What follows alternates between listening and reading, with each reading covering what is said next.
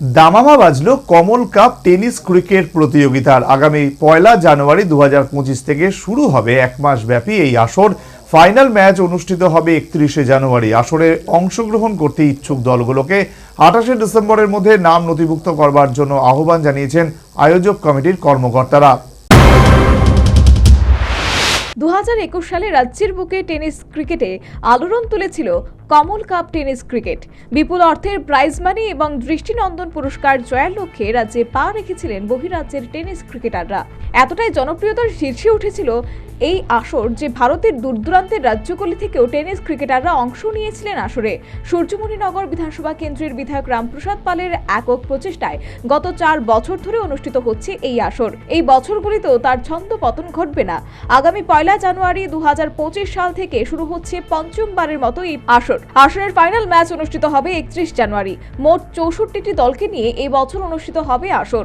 আসরে অংশগ্রহণ করতে ইচ্ছুক সমস্ত দলগুলিকে আগামী 28 ডিসেম্বরের মধ্যে 4000 টাকা এন্ট্রি ফি দিয়ে নাম নথিভুক্ত করার জন্য আহ্বান জানিয়েছে। নির্ধারিত সময়ের পর আর কোনো আবেদনপত্র সংগ্রহ করা হবে না বলে সাংবাদিক সম্মেলনে জানিয়েছেন আয়োজক কমিটির চেয়ারম্যান তথা এলাকার বিধায়ক রামপ্রসাদ পাল। তিনি আরও বলেন, বিগত আসরের মতো এবারের আসরেও পুরস্কারের ফুল ঝুরি থাকবে।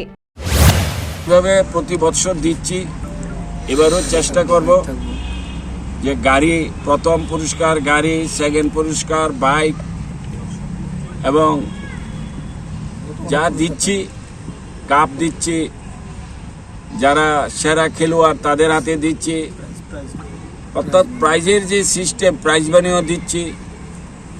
যেভাবে আমরা প্রতি বছর দিচ্ছি প্লাস হবে, কোনো কিছু মাইনাস হবে না। অবশ্যই আমি আমার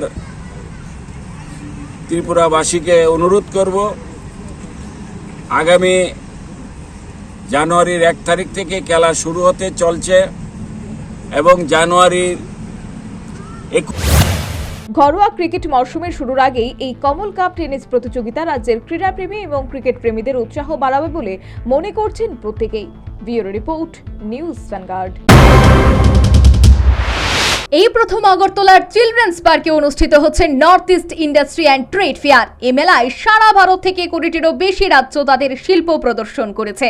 এছাড়াও নর্থ ইস্ট ইন্ডাস্ট্রিগুলি তাদের পণ্য নিয়ে হাজির হয়েছে এই মেলায়। এই প্রদর্শনী চলবে 22 নভেম্বর থেকে 9 ডিসেম্বর পর্যন্ত। তাহলে আর দেরি না করে আজই চলে আসুন আর উপভোগ করুন আমাদের এই প্রদর্শনী।